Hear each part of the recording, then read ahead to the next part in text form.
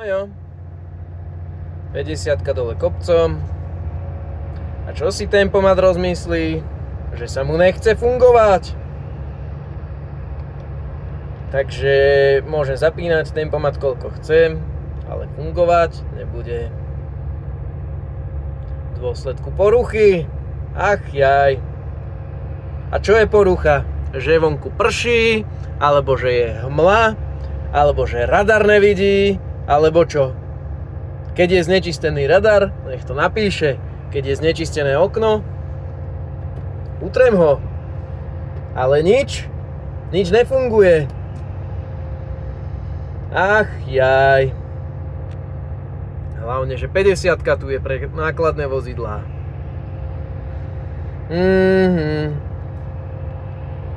Čo už no. Je to Volvo. Už sa s tým asi stačí len zmieriť a nejak to pretrpeť.